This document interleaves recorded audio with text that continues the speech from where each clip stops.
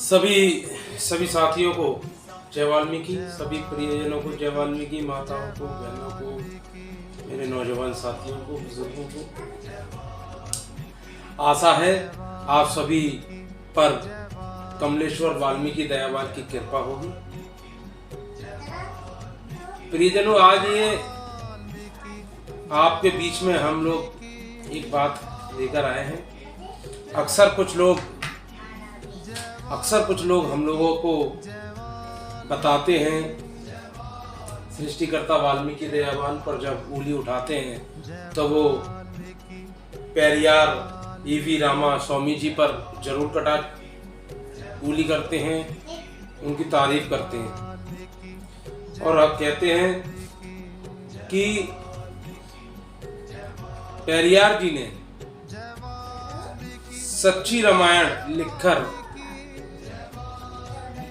High court में ये सिद्ध किया है कि ये काल्पनिक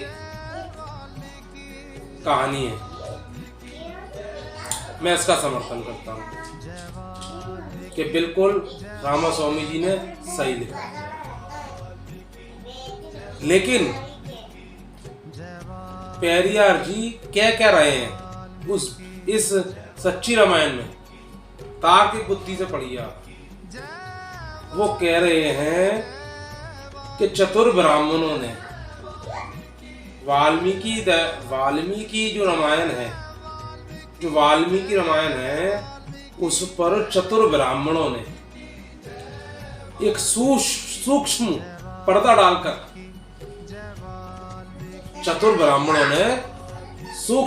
डालकर द्राविड़ों, देश के आदिवासियों और मूल निवासियों की गौरव गाथाओं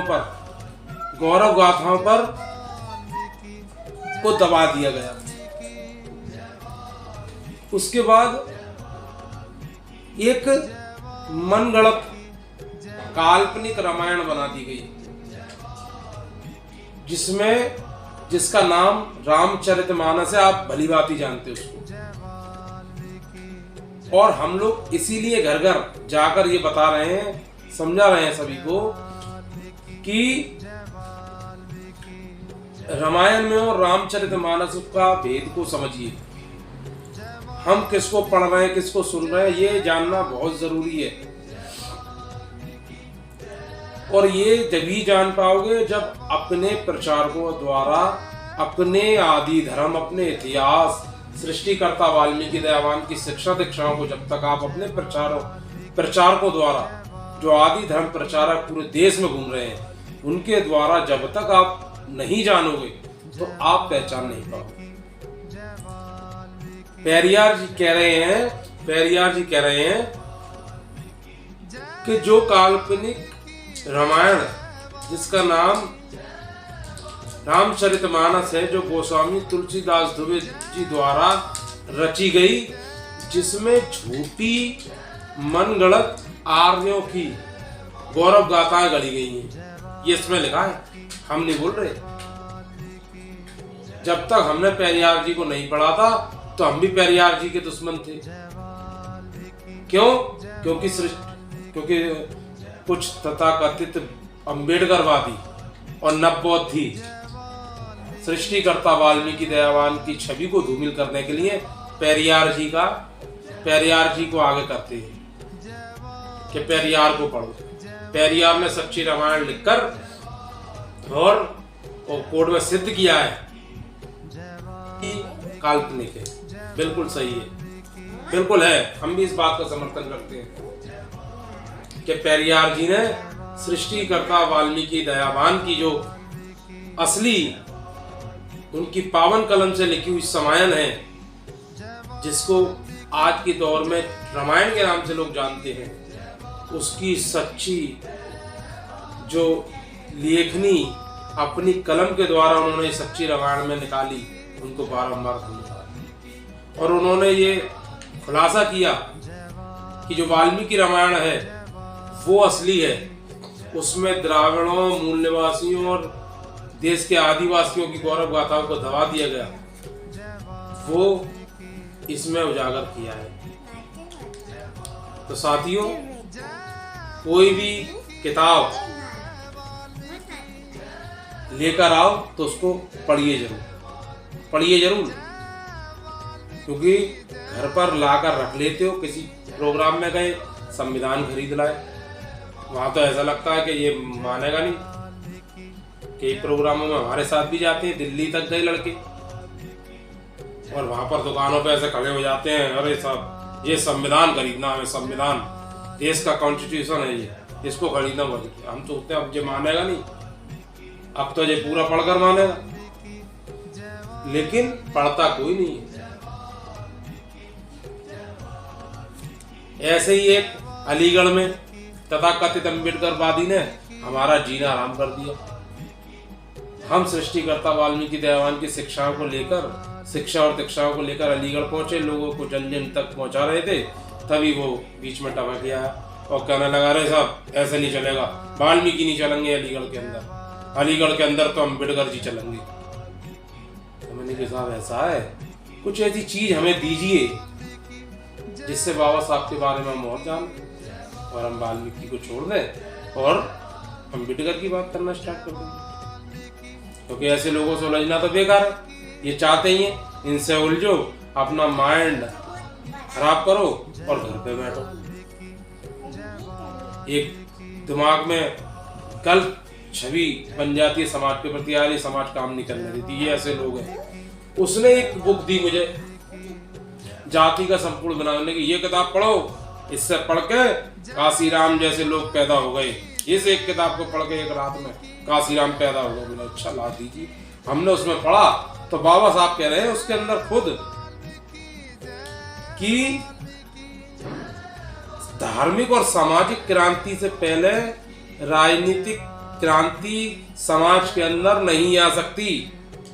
अगर देश में राजनीतिक क्रांति करनी है तो उससे पहले अपनी धार्मिक और सामाजिक क्रांति अपने लोगों के बीच में करनी पड़ेगी। बाबा साहब कह रहे हैं, बाबा साहब ने सारे धर्मों के, सारे देश के उसके उदाहरण दिए उस किताब के अंदर। तो हमारा और मजबूत दृढ़ हो गया कि हम बिल्कुल सही रास्ते पे चल रहे हैं। तो साथियों, हम लोग पेरियार पे थे, जब तमाम लोगों के मुंह से हमने सुना कि पेरियार जी ने ये किताब लिखी सच्ची रामायण, आप इसको पढ़िए, आप पैसा वाल्मीकि का भूत उतर जाएगा, सृष्टिकर्ता वाल्मीकि दयावान का भूत हम पर से उतर जाएगा। तो हमने सोचा इसको क्यों ना पढ़ा जाए। तो हमने इस किताब को पढ़ा, किसी तथाकथित अम्बेडकरवादी से हमने ये किताब ली, और हम बारंबार उन पेरियार स्वामी जी को नमन करेंगे, उनका धन्यवाद करेंगे, उनको कोटि कोटि नमन करेंगे कि उन्होंने सच्ची रामायण में, इस सच्ची रामायण को जो लिखा है वो सृष्टिकर्ता वाल्मीकि दयावान के जो असली समायन है, उसके असली तथ्यों को इसके अंदर उजागर किया है।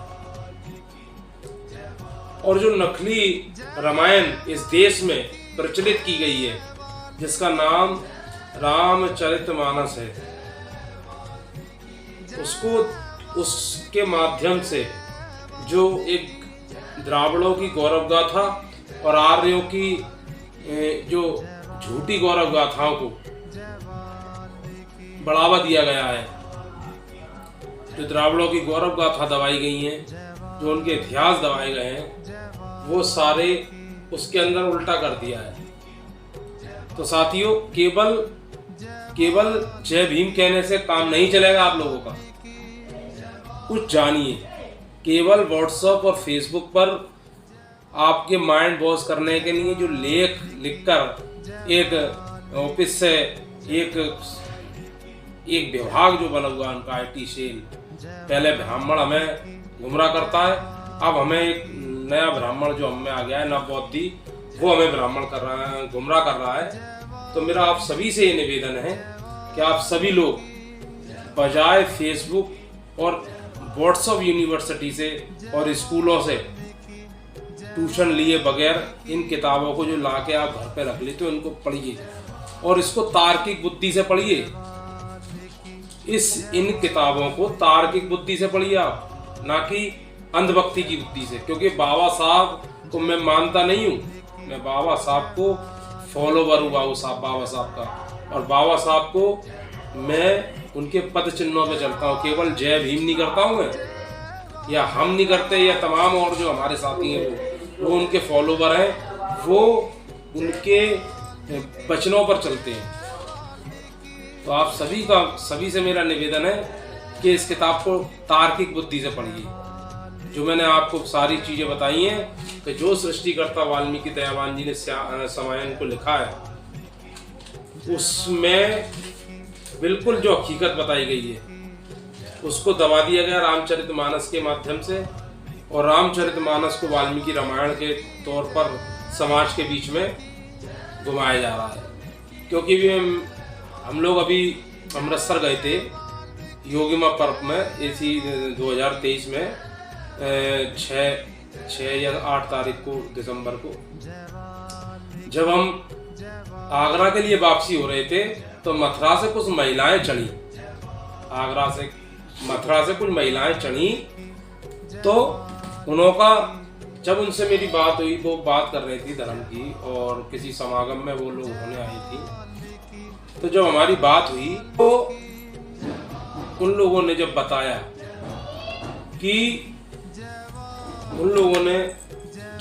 हमें कि क्या पढ़ते हो आप लोग, कि हम रामचरितमानस पढ़ते हैं। कि क्यों पढ़ते हो, वाल्मीकि रामायण क्यों नहीं पढ़ते? कि वाल्मीकि रामायण हमारे गुरु नाई करते हैं, उसमें सही नहीं लिखा है। तब हमने उन महिलाओं को, सारी महिलाओं को समझाया और बताया कि अगर आपने वाल्मीकि रामायण को पढ़ लिया ना, तो आप जिसने तुम्हें गुलाम बनाने का काम किया, सबसे पहला त्याग राम ने किया था नारी का, जो आज नारी झेल रही है तलाक के रूप में, सबसे पहला त्याग राम ने किया था इस दुनिया का। और एक नारी के लिए, एक बहन के लिए, और एक दूसरी पराई नारी की असमत को ध्यान में रखते हुए, अगर किसी व्यक्ति ने अपना वंश कुर्बान कर दिया और पराई नारी को छुआ भी नहीं, वो रावण। तो उन महिलाओं को हमने बताया कि रामचरितमानस केवल राम के किरदार को दर्शाएगा, और जो नारी विरोधी था उसको नायक बना दिया गया, और जो नारी हितैषी था, नारी का सम्मान करने वाला था, उसको खलनायक बना दिया गया। हमने उन महिलाओं को बताया। और वहां पर एक उनके संग में एक बाबा भी था, जो उनका हिंदू धर्म का था, जो संत के रूप में था। उसकी बोलती बंद हो गई, वो शांत हो गया।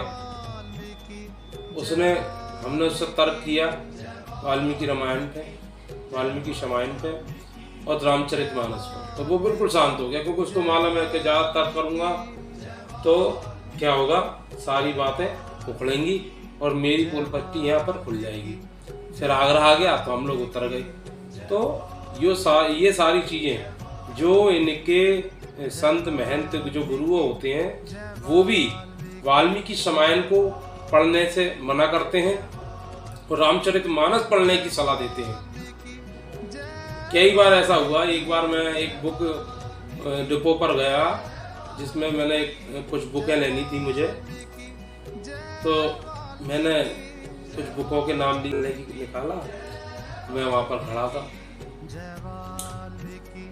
तो एक व्यक्ति आता है कि साहब रामायण चाहिए,